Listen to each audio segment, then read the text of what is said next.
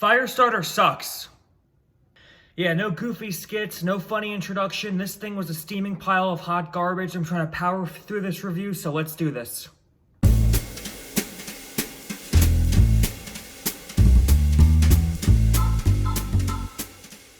Firestarter. It was a book written by Stephen King. It was a film that came out in the 1980s starring Kurt Russell, and now it's a film in 2022, although it feels and is shot like it's in 2013. Anyway, the story follows a family who have been subject to shady government experiments. They now have abilities, namely the daughter, Charlie, who can start fires with her mind. Her father, played by Zac Efron, is tasked with protecting her as they remain on the run through by this government agency throughout the entire movie. Yes, this is the kind of story we've seen over and over and over and over again, and now here we are in 2022 with the same storyline, and that's it.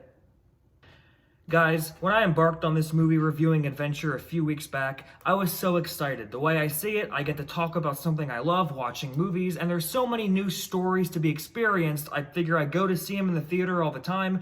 All I have to do is just talk about them and then share my thoughts with you guys.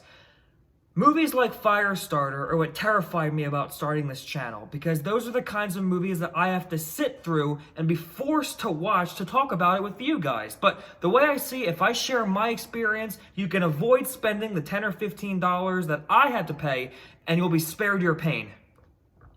I like Zac Efron as an actor. I think he is not only a comedic talent, but also a surprisingly good dramatic talent as well.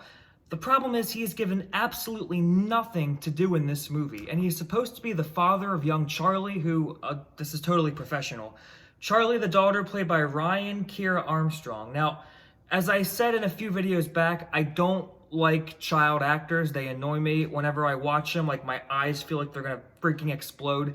And I don't want to be mean to kids, but this kid can't act. And Zac Efron's trying his best, but it honestly doesn't feel like they're father and daughter. I'm watching them in scenes together, and it feels like they have negative chemistry. You know when they say actors have good chemistry? There's no chemistry. I don't buy this as a father-daughter duo. It feels like Zac Efron was acting in one movie, this little kid was acting in another movie, and through the power of CGI and editing, the filmmakers cobbled together their scenes to make it look like they were in the same room together.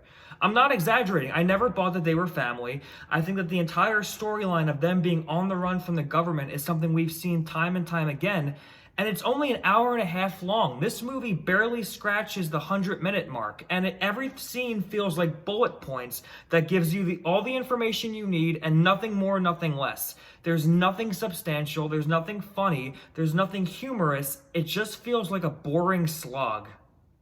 And that, my dear viewers, is the greatest sin Firestarter commits. It is just boring. It is unmemorable. God knows I hated Morbius. That thing was a steaming pile of hot garbage, but at least I had fun watching it because of how bad it is. You know those kinds of movies you get to invite your friends over, you watch it, you get some drinks, you eat some pizza, and you have fun watching this bad movie? This isn't that kind of movie. This is just a boring slog of an affair. And it looks like it's shot through muddy dishwater. It looks so gray. It looks like I'm watching an old, like, World War II documentary. Everything's gray and grainy.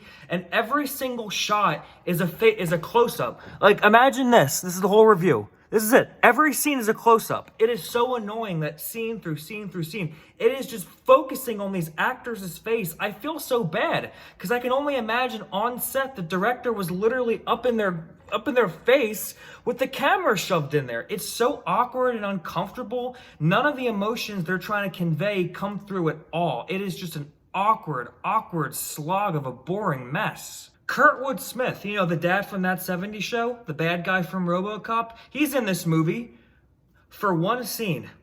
He appears and he is sitting down in a chair, and then after that scene concludes, you never see him again. The bad guy goes to him and goes, "We need your help, Kurtwood Smith. We need your help to catch the family." You go, "Oh, thank God, he's gonna bring something to this movie." And that is it. You never see him again. It honestly feels like he owed someone a favor or something, and you never see him again.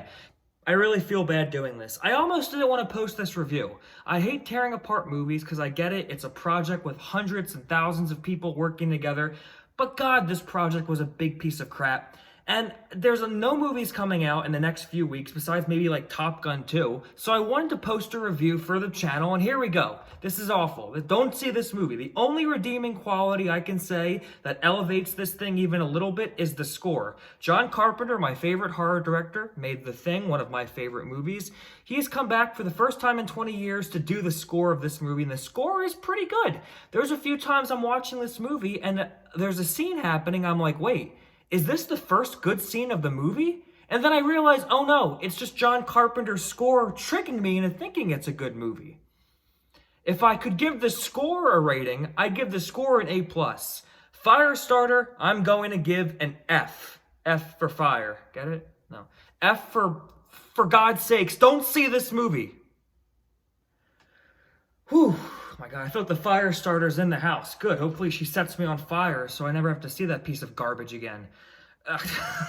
Okay, real shit though, as I was leaving the theater, I saw there was like 3 police cars kind of circling the parking lot, and they were talking with the manager, I think, who was on his phone. So I sat in my car and was just looking around as this was going on, and I realized this was the most interesting thing that's happened as I was in this theater for the last 2 hours because how boring the movie was. But anyway, thank you guys so much for watching these movie reviews. It means a lot to me. Get ready. There's some actual good movies coming out, so a lot more reviews will be headed your way.